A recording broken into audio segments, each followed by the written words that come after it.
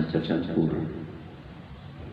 Rasanya di sini, rasanya di Aceh, sebagian rasanya di Aceh dekat Alia, sebagian rasanya di sini.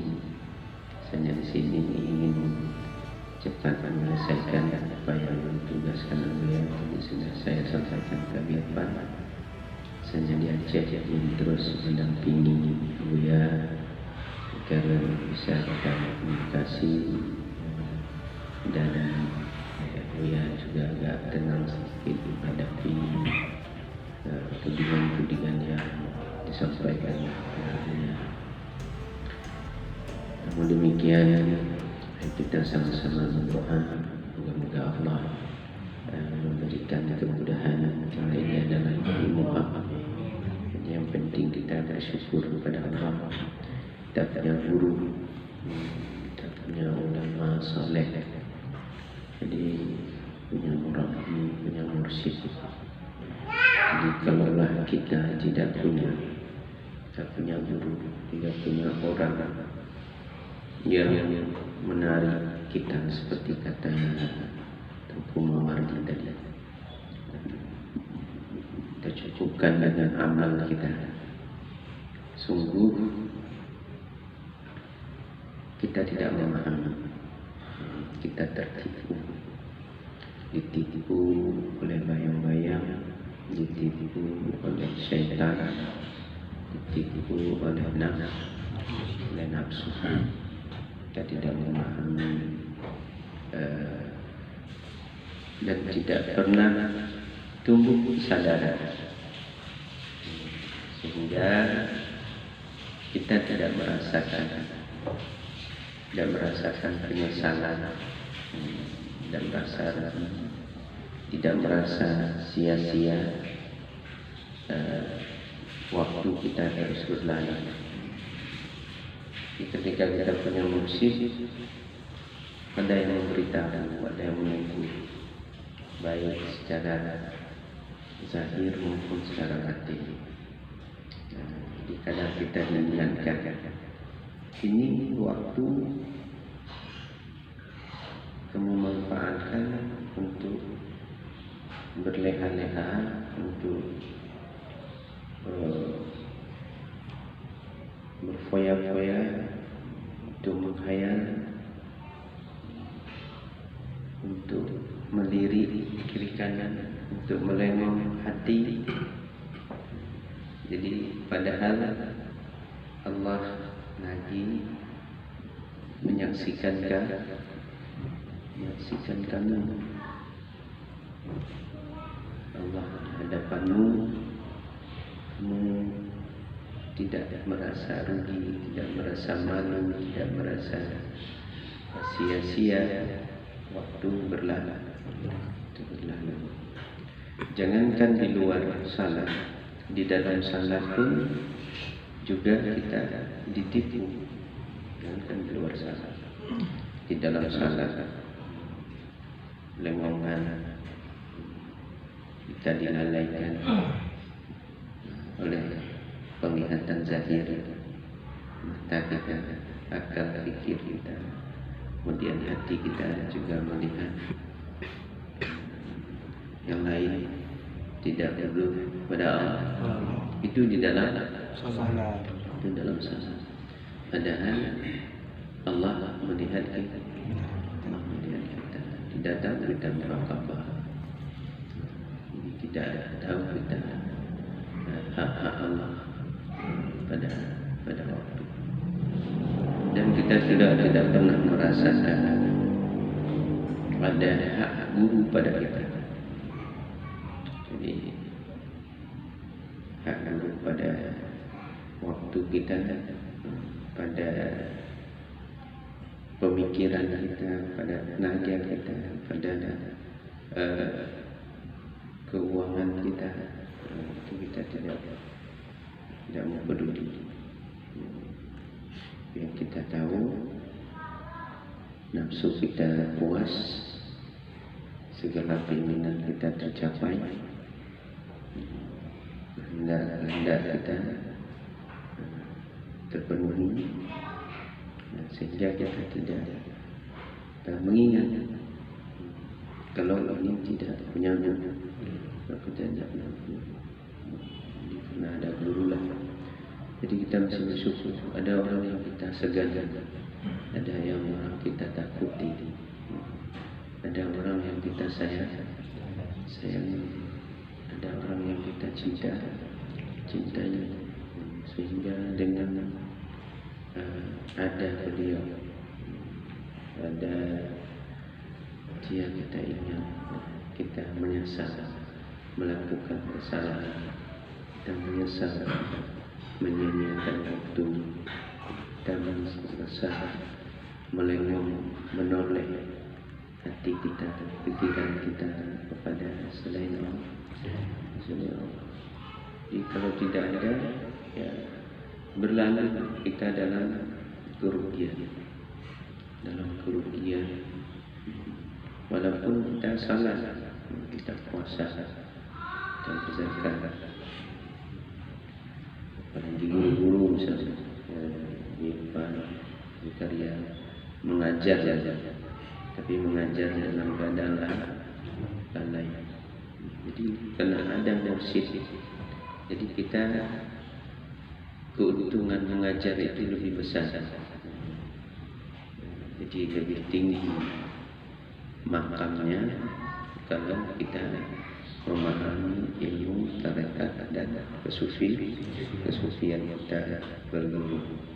Jadi di dalam Ahlul Riayah itu dikatakan ada ahli ibadah, kemudian ada mujahid, ada orang berilmu, orang alim, kemudian orang arif. Jadi orang berilmu itu di bawah orang arif. Kalau dia menyampaikan ilmunya karena Allah. Kalau kita tidak tahu, tidak diberitahu hal yang demikian, kita tidak pernah menyampaikan ilmu itu karena Allah. Karena kita sampaikan terlihat yang lain, ada kepentingan dan keuntungan diri. Minimal orang terpesona kepada perkataan kita, terkenyup hati orang, banggalah. Itu dari ada Zakaria, Allah. Ya kan? Ini sekarang ini mana lagi?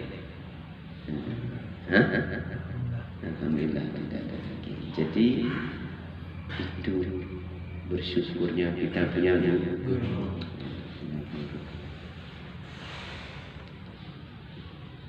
Jadi kita tetap membahas tentang hak waktu ini karena ini sangat penting bagi kita, sangat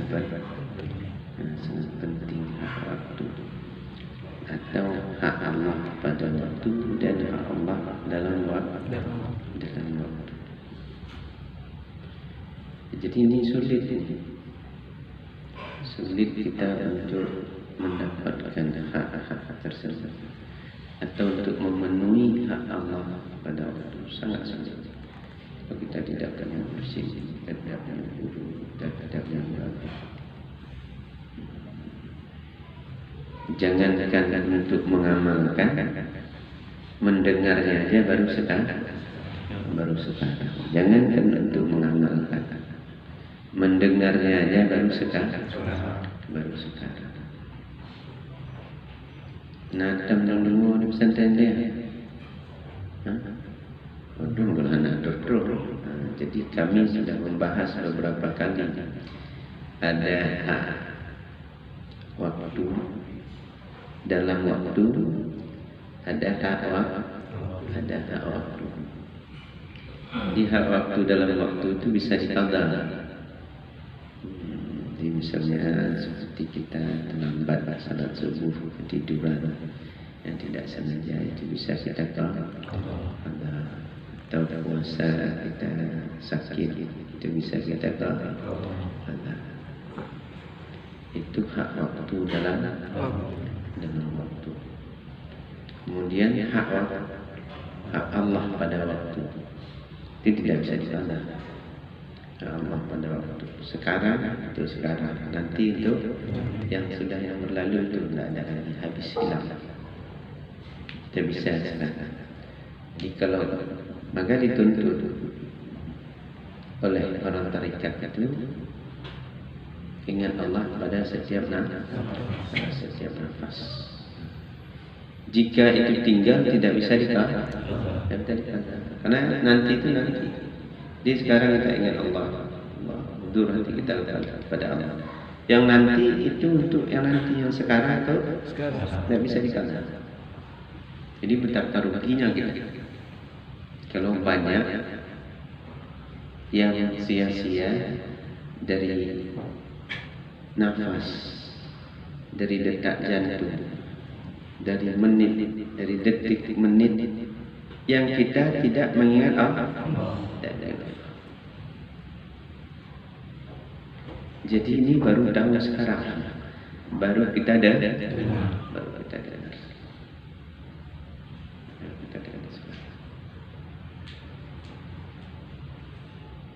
Selama ini kita ada yang bukan tidak ada, karena tidak ada yang mengingatkan, tidak ada yang menyadarkan.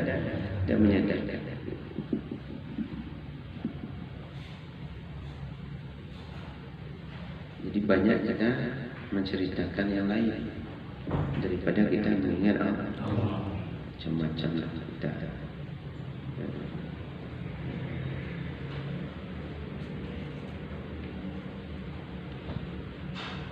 Jadi ini beruntungnya orang yang punya guru. Paling tidak kalau kita belum bisa menetapkan itu, kita belum bisa menetap, karena nafsu kita yang masih kotor, tarikan selain Allah banyak, tabiat tubuh kita jelek, ya kan? Tabiat nafsu kita jelek. Jadi paling tidak kita mendapat berkah. Ada tarikan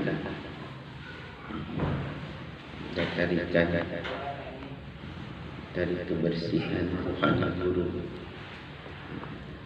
Jadi doa kita berkali-kali, setiap hari, setiap saat. Misalnya kita berdoa, ya Allah, istiqamahkanlah saya dalam menjalani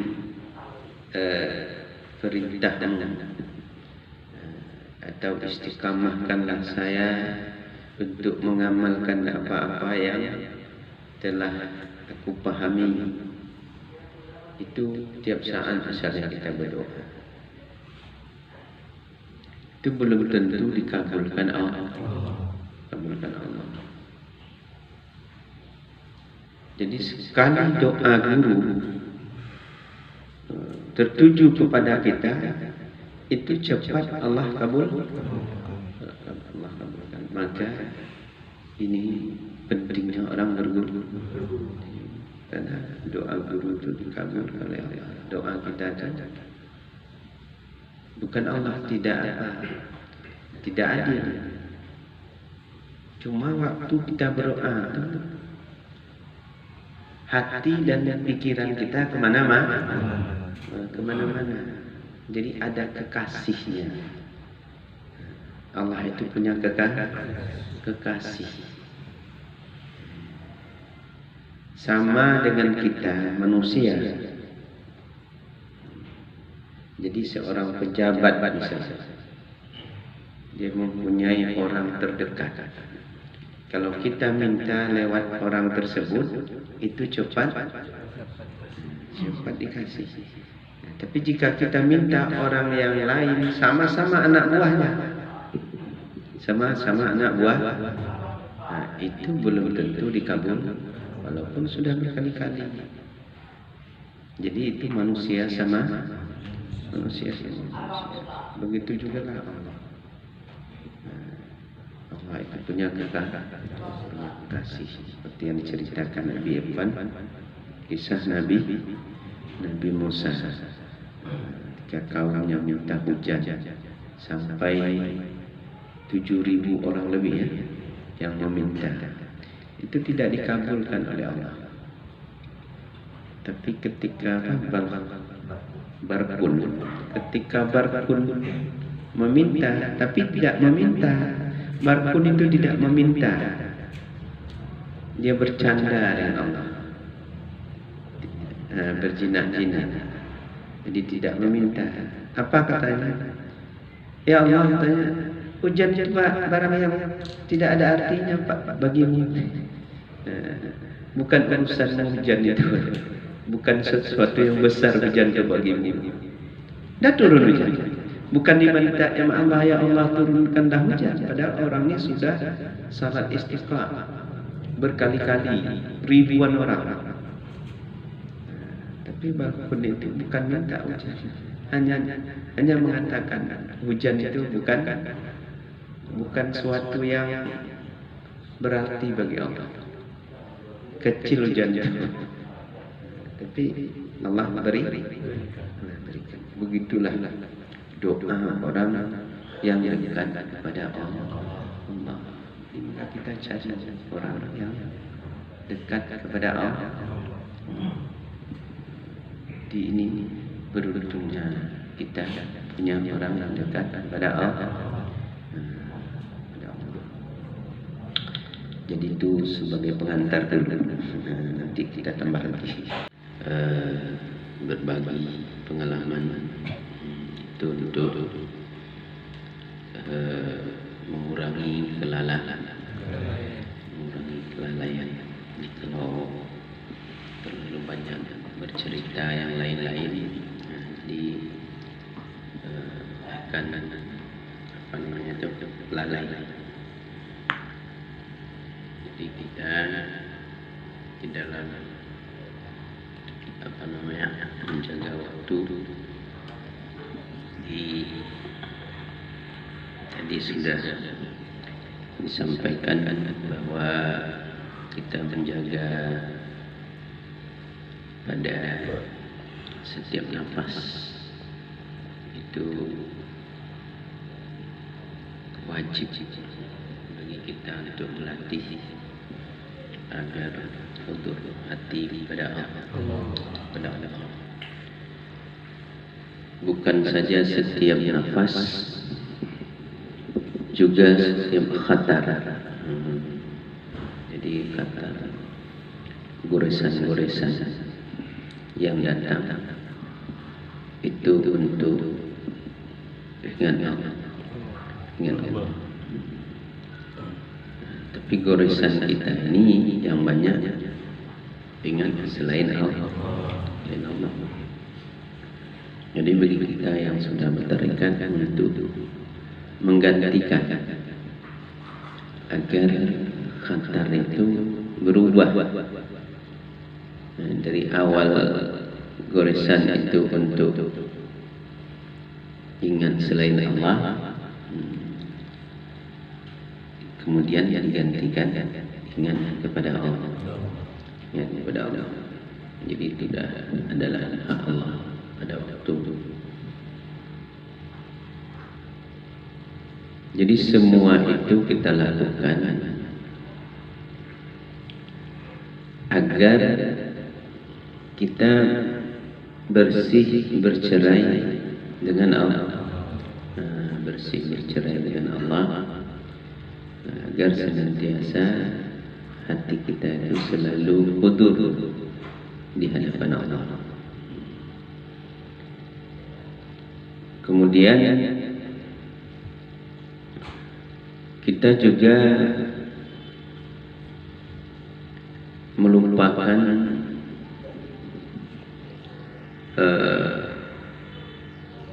jalan-jalan yang sudah kita lalui.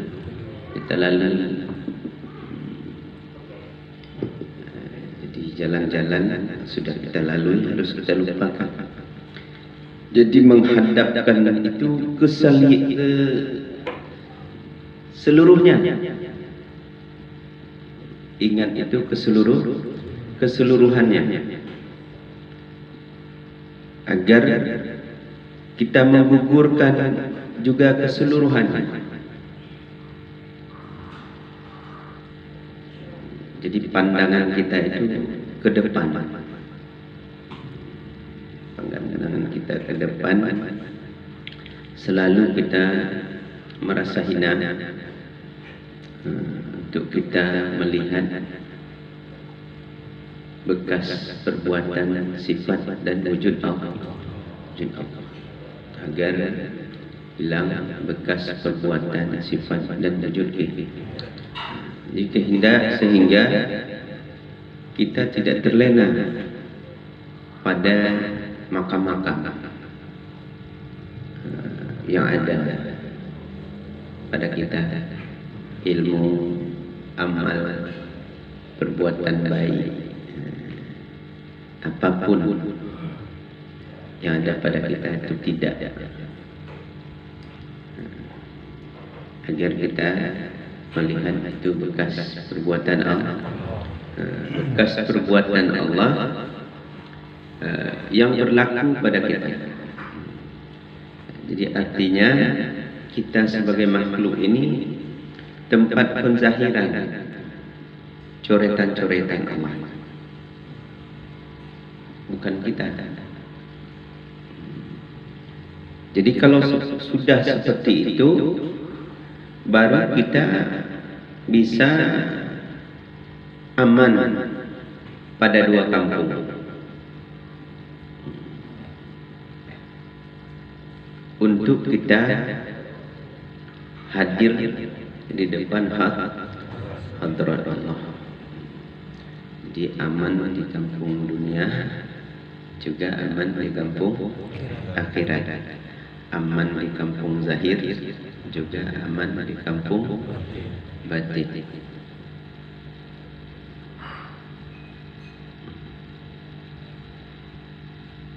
Baru kita bisa memenuhi hak Allah, hak makhluk Allah, hak manusia, kemudian hak diri, hak Allah agar kita patuh padanya,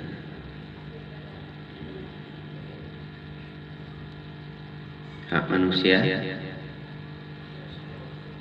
agar kita memberi kenyamanan, tentraman, kesenangan, walaupun kadang-kadang sakit di kita.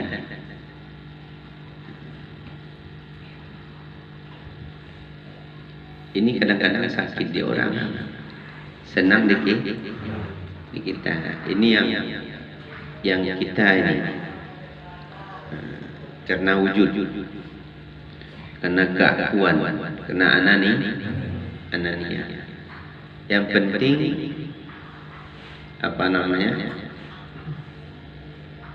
kesenangan kita, kesenangan orang, masa bodoh.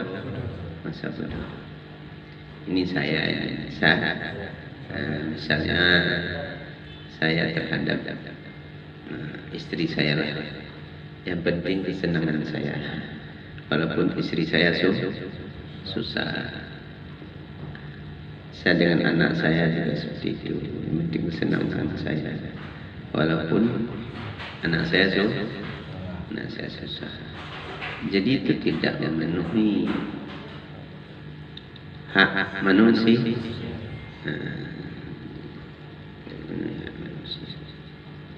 Mengambil yang nyaman lah, penuh hak ayuan. Jadi itu untuk memenuhi hak manusia. Istri kepada suami juga seperti itu, inginnya haknya yang dipenuhi, harus dilayani, harus disayangi, harus dilindungi, jadi itu kita sama, istri suami sama. Jadi harus, jadi kita sebagai hamba Allah ini, istilah Abu itu, kita tuh hidup untuk orang lain, untuk membahagiakan orang, hak orang pada kita. Ada pada kita. Begitu juga hak teman, hak tetangga.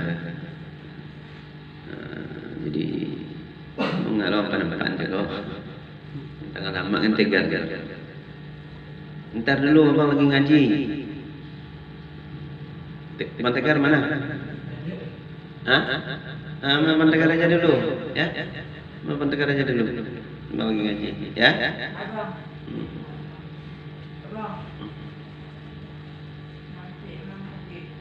Kemana pergi lagi? Nggak pergi lagi nanti. Kemudian hak diri. Jadi hak diri ini. Jadi hak diri bukan hak zahir. Jadi hak diri hak batin. Kalau hak zahir ini itu hak nafsu. Jadi perut harus kenyang, ya. Tidur harus banyak, syahwat harus terpenuh. Itu hak tubuh.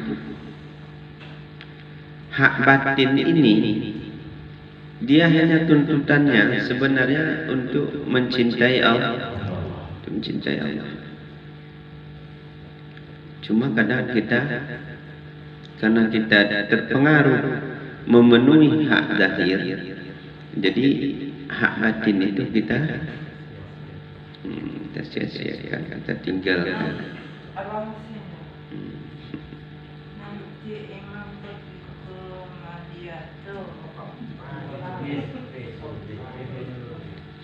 Oh ya, nanti ya. Ya. Nanti yang lama banget boleh. Ya. Jadi itu hak di.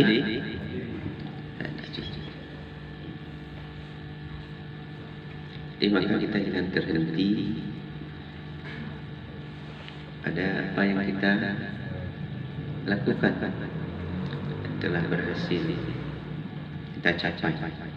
Kita dalam LPTT tidak sama dengan yang lain. Tujuan kita ini bukan jalan.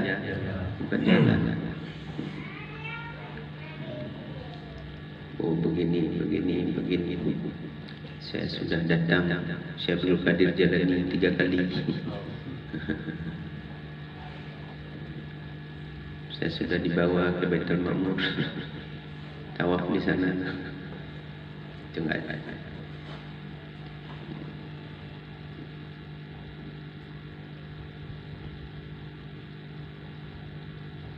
Itu bukan cerita kita, tapi bagaimana cerita orang tentang kita.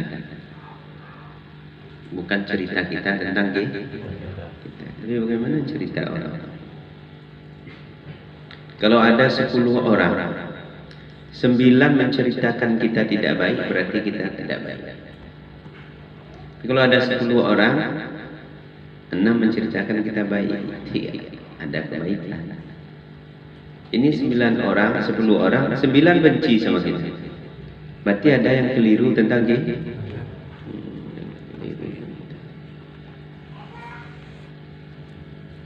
Lalu kita bercerita, saya orang baik. Padahal orang menceritakan kita tidak baik. Lalu kita ceritakan, saya orang baik, saya orang taat, saya orang ikhlas, saya orang sabar, saya orang istiqamah, saya orang taat. Jadi kita bukan cerita. Jadi kita itu menyembunyikan kebaikan, tapi kita lihat kekurangan, kejelekan nafsu kita itu yang kita harus hanyut di situ. Karena waktu ini jadi kita apa? Ada nafas yang barusan berlalu, ada nafas sekarang, ada nafas nanti. Ditambah lagi di atas waktu itu, seolah-olah itu waktu terakhir kita. Itulah nafas terakhir kita, dan habis itu mati.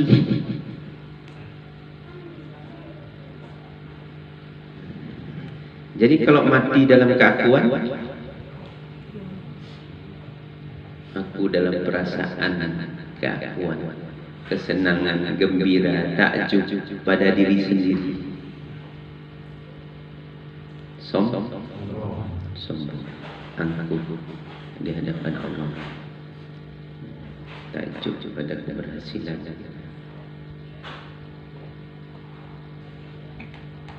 Jadi di dalam tauhid tasawuf itu kita putus. Nah, cuma tidak mungkin kita sampai pada makam wali yang seperti itu. Paling tidak kita ini murid wali. Murid wali dan kita bisa menyangkutkan kemauan kita, atau istilahnya mentauhidkan himmah, atau membersihkan kemauan kita.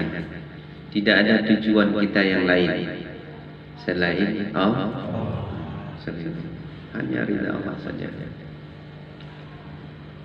tujuan kita. Juga diawali dengan mentauhidkan kasah, membersihkan kasah. Jadi kalau datang kemari tidak benar kasah, itu juga percuma, sia-sia.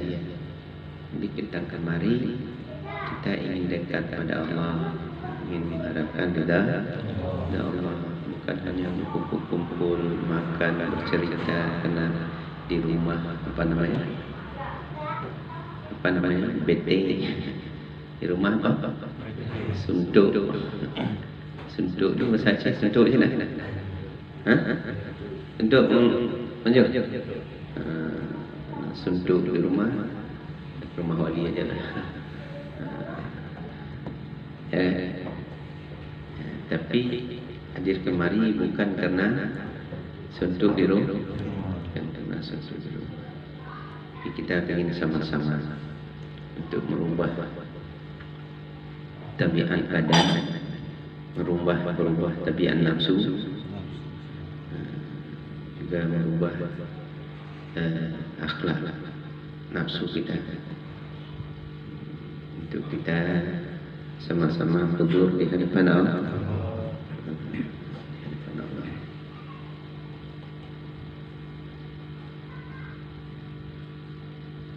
Memang berat, karena dalam tauhid tasawuf ini selalu diri kita yang kena. Jadi selalu diri kita yang kena. Orang menzalimi kita,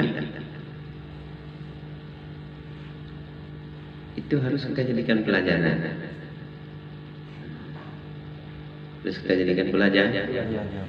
Dan segera kita maafkan. Ya Allah, segera kita maaf. Itu ilmu. Cuma zahirnya hati masing-masing. Zahirnya hati masing-masing. Jadi kan ada tuh, tahan disakiti, tahan tidak menyakiti, selalu memberikan yang baik-baik. Itu motto atau fitwah Abu sudah dijalani. Kemudian ada hak orang pada kita, tidak ada hak kita pada orang. Memaafkan orang walaupun baru disakiti atau sanggup tu. Saya ni baru disakiti ke bini, langsung dimaafkan. Sanggup nak ni? InsyaAllah. Dilatih. Baru disakiti oleh istri, itu langsung dimaafkan. Kalau benar mau menjadi hamba Allah. Kalau benar kita mau melatih tauhid sufi, atau benar mau hudur Allah di hadapan kita harus jadi orang yang pemaaf. Kenapa kita jadi pemaaf? Karena kita tidak melihat diri kita ini tidak ada kadar. Bukan orang yang mulia, bukan orang yang terhormat. Tapi orang yang hina. Jadi diri lagi melatih-latih itu dari mandirilah.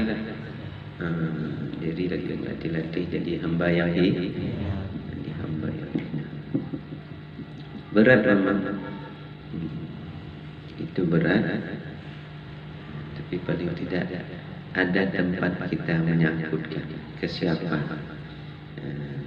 Tapi bukan menyangkutkan saja kita suka-suka. Jadi harus lihat tadi CCTV. Apa? Kita takut kalau rugi uang, rugi harta,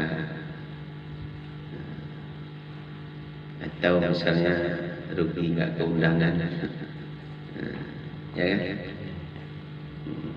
Diundang oleh saudara kita nggak rugi, itu takut itu. Jadi diundang oleh orang yang kita sangat dekat dengannya tidak hadir,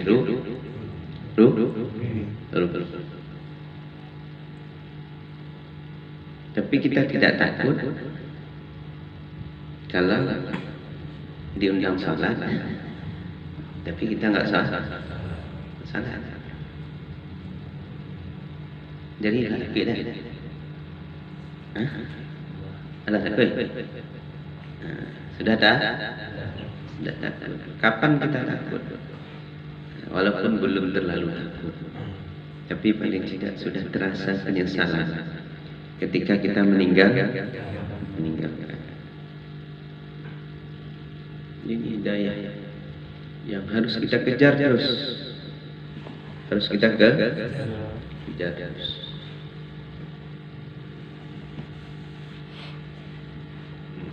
Takut kita melakukan kesalahan. Karena kita sebentar lagi mati.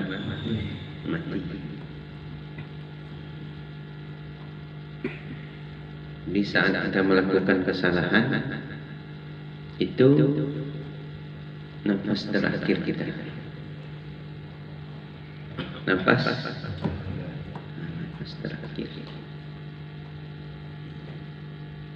Jadi begitu di dalam tarekat kita disuruh ingat. Kok seberat itu? Ya memang jalan ke surga itu berat. Jalan ke surga itu nggak mudah.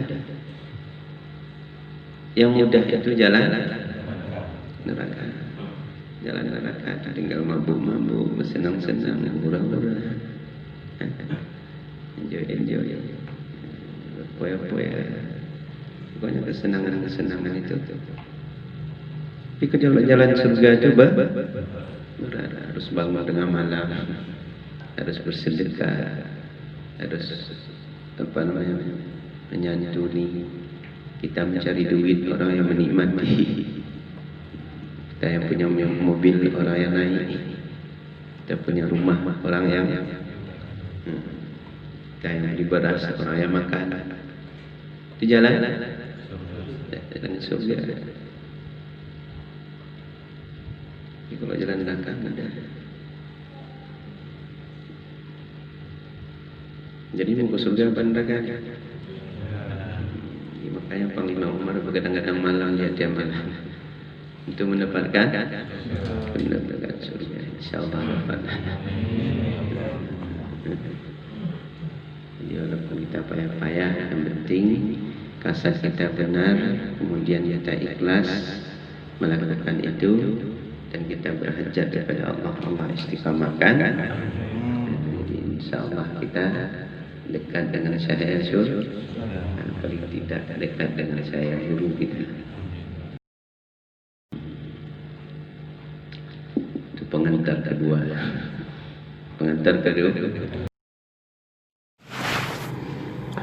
Yang kedua adalah ada nafsu untuk mencapai hudud atau kepentingan atau maksud diri.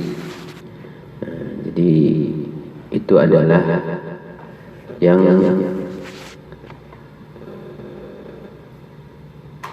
dipengaruhi oleh nafsu masuk diri, keuntungan diri. Apapun yang kita lakukan kebaikan atau kita melakukan sesuatu, kalau tidak untung, itu kita tidak mau. Jadi itu kita dipengaruhi oleh nafsu. Atau ada kepentingan kita mau dekat dengan orang, berkasih sayang, tapi ada kepentingan kita pada orang-orang. Kalau tidak terpenuhi kepentingan kita, maka kita jauh dari orang tersebut.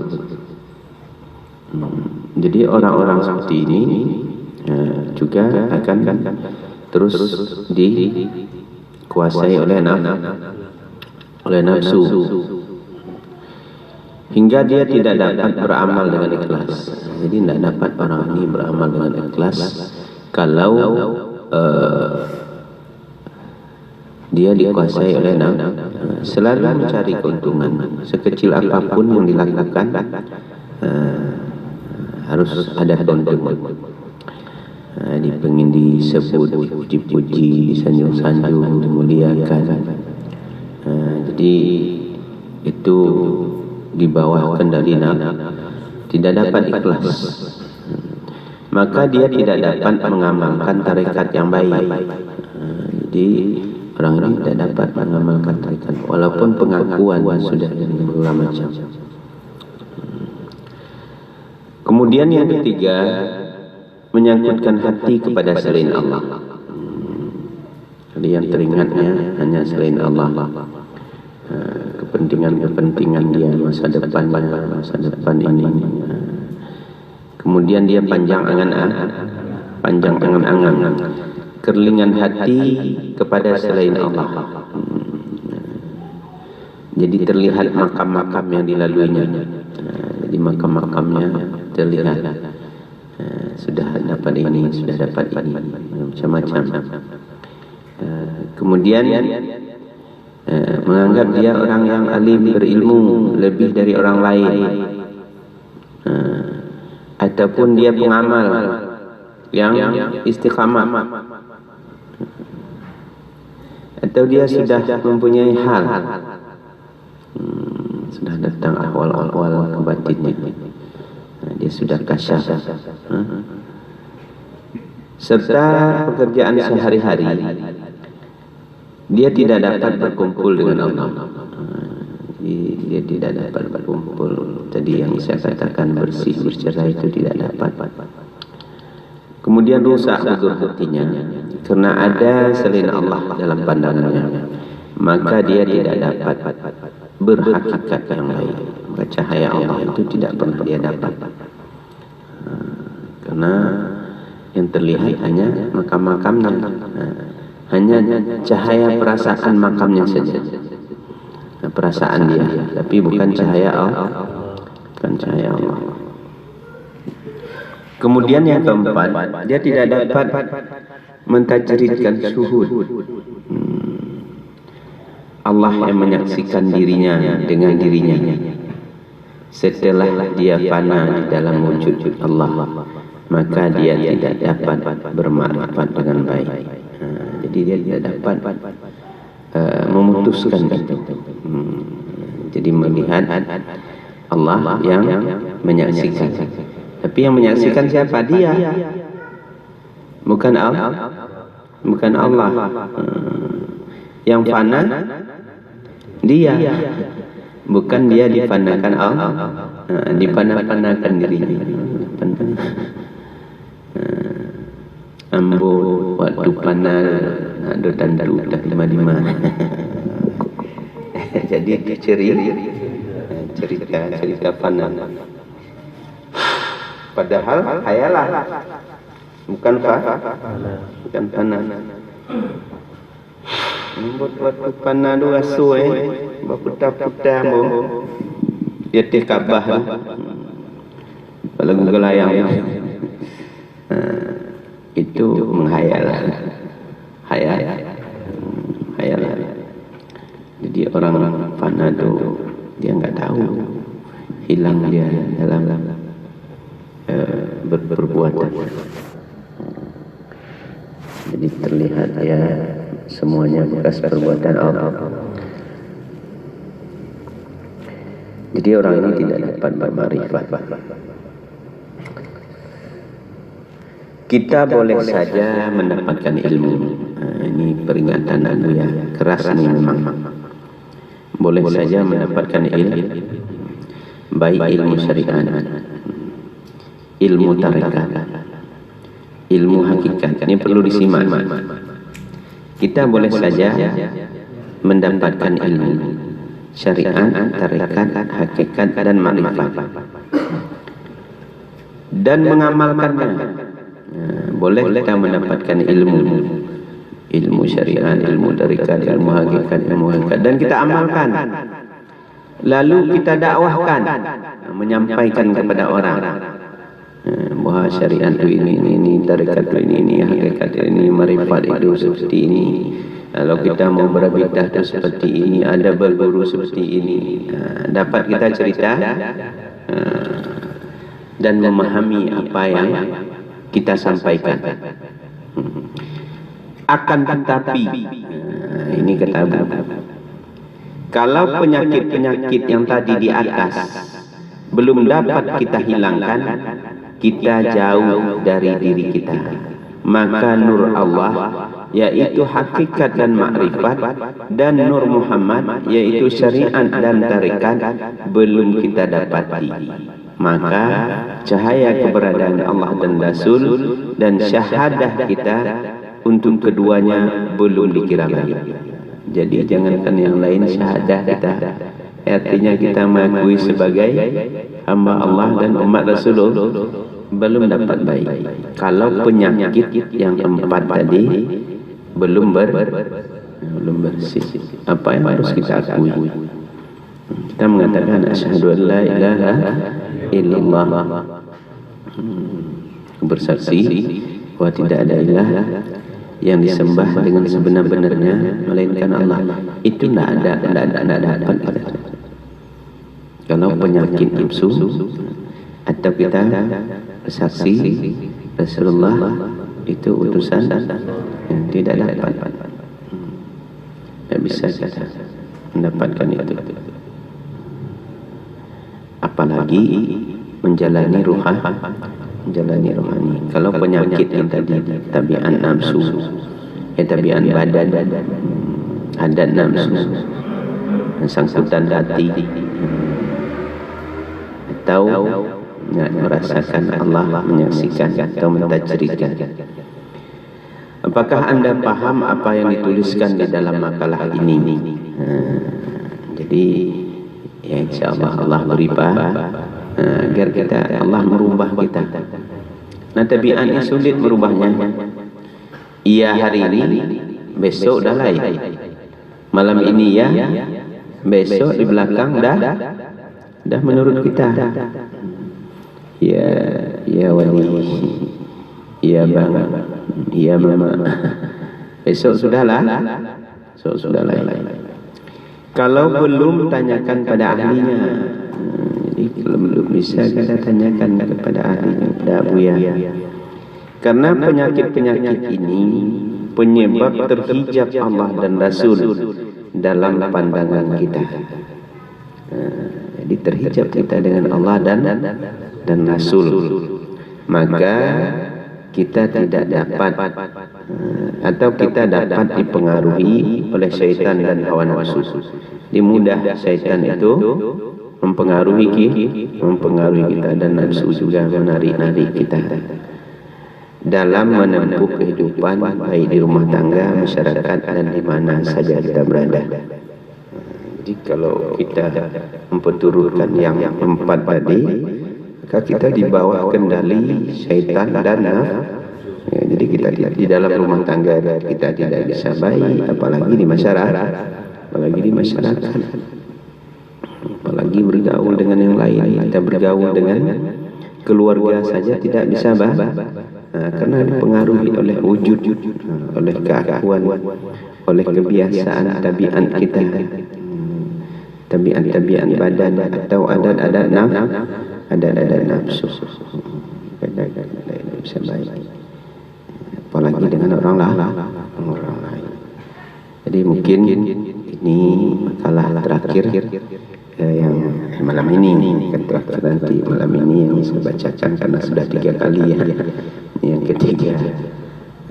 Jadi ya moga-moga bermanfaat untuk saya dan yang lainnya. Kalau masih ada mau penyampaian atau pandangan-pandangan atau bertanya, nanti dijawab sama abahnya kali ya.